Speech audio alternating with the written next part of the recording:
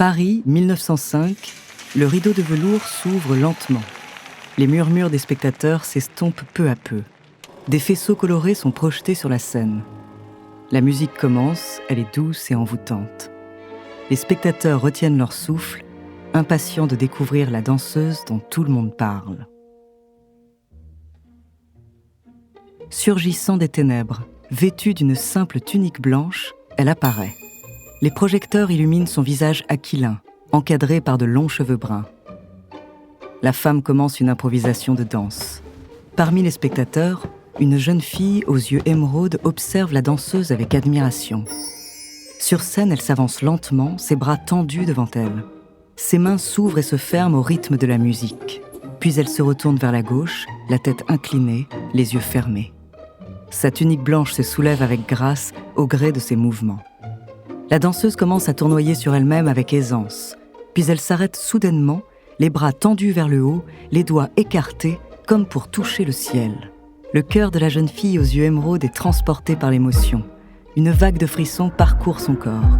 Elle réalise qu'elle assiste à une performance qui va révolutionner le monde de l'art.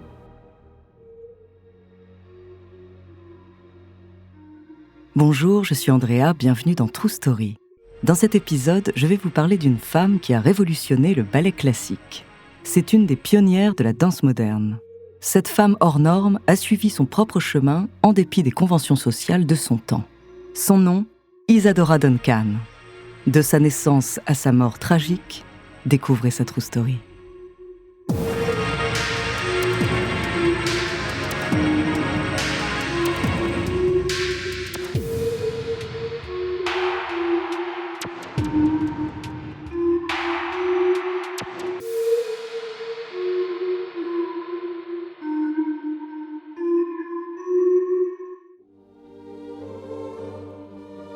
San Francisco, en Californie, 1877. Marie-Dora Gray et Charles Duncan accueillent leur 4e enfant, une petite fille nommée Isadora. Quand elle a 3 ans, ses parents se séparent et sa mère déménage à Oakland.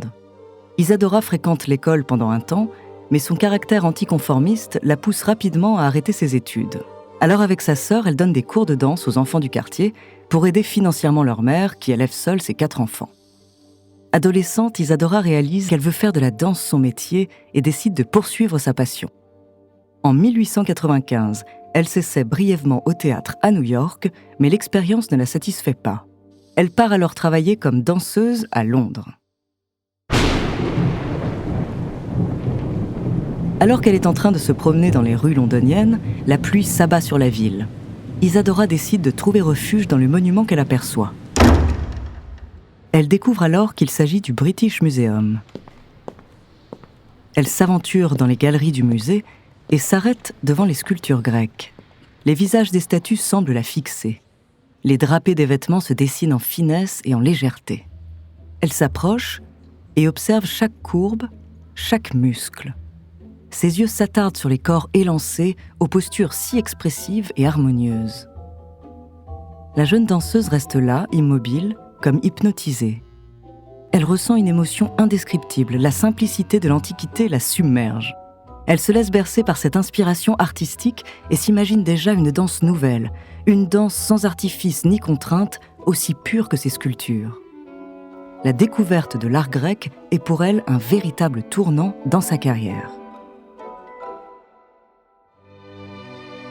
En 1900, Isadora découvre Paris pour la première fois. La jeune Américaine arrive avec sa fratrie, émerveillée par la capitale. Cette ville de la culture et des arts est l'endroit idéal pour une danseuse en quête de reconnaissance. Très vite, elle accède à de petits salons parisiens où elle se produit dans son style inspiré de l'Antiquité grecque. Isadora rejette les mouvements rigides et précis de la danse classique pour adopter une expression corporelle plus libre et naturelle. Elle danse pieds nus, vêtue d'une simple tunique, qui suggère son corps dans toute sa vulnérabilité.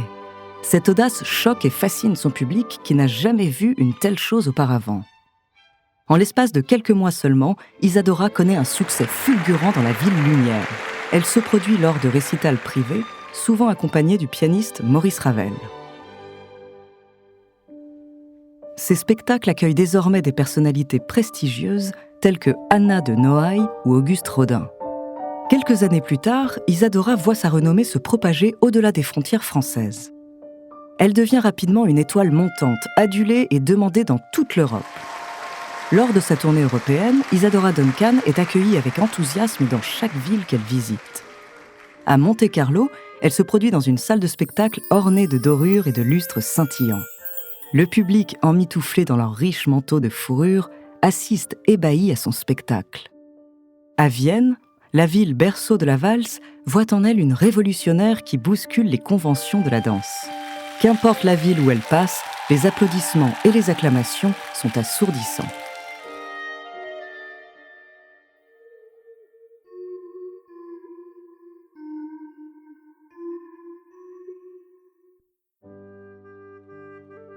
Mais si ces spectacles font un carton, Isadora Duncan a toujours une passion pour l'enseignement de la danse. Grâce à son succès, elle réalise un rêve. En décembre 1904, Isadora fonde sa première école de danse. Seulement 20 élèves sont autorisés à intégrer l'école, qui est entièrement gratuite. Elle installe son établissement à Grunewald, en Allemagne. Lors de son premier cours, Isadora ressent une certaine excitation.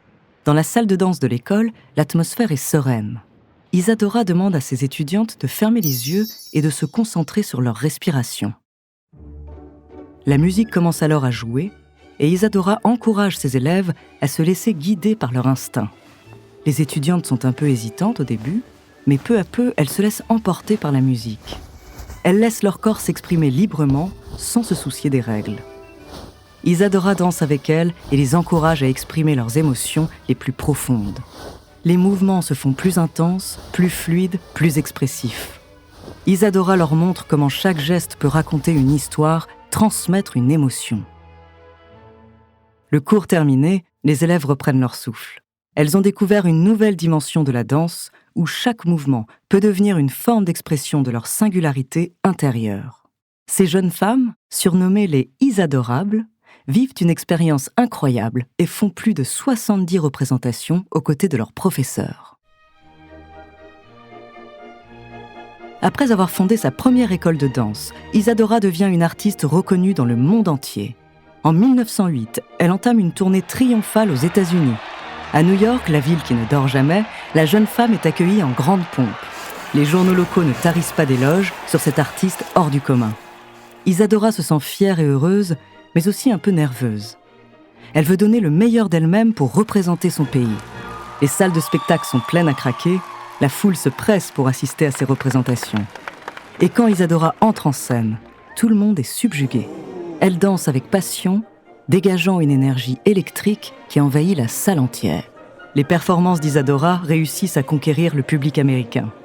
Elle donne des représentations à guichets fermés dans des théâtres prestigieux tels que le Metropolitan Opera House. Même le président Theodore Roosevelt assiste à l'un de ses spectacles. Cette tournée est une véritable consécration pour la danseuse. En 1916, elle poursuit sa conquête du monde artistique avec les pays d'Amérique latine où elle est tout autant acclamée et admirée. Cependant, malgré tous ses succès, une ombre plane sur son destin.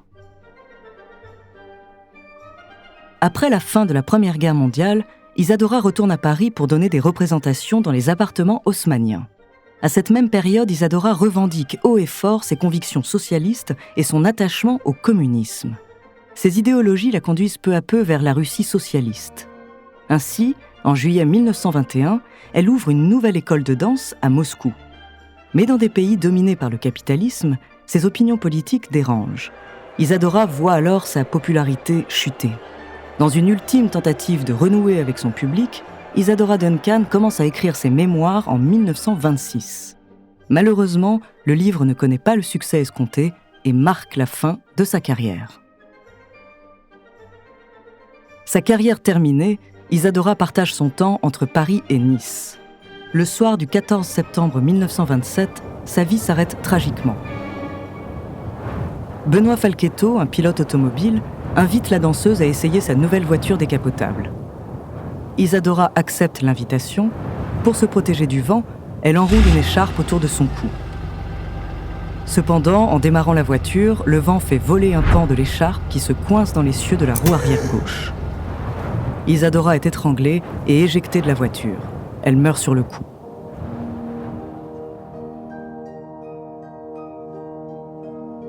Malgré sa fin prématurée, Isadora a changé à tout jamais le monde de la danse en brisant les règles de la chorégraphie classique. Elle a ainsi inspiré des générations de danseurs et de danseuses, et son influence est encore visible aujourd'hui dans de nombreuses formes d'expression corporelle.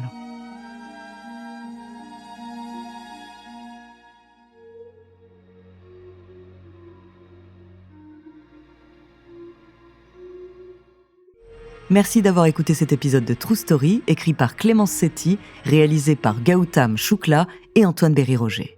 La semaine prochaine, je vous parlerai d'un lieu en pleine mer où les gens disparaissent mystérieusement. En attendant, si cet épisode vous a plu, n'hésitez pas à laisser des commentaires et des étoiles sur vos applis de podcast préférés.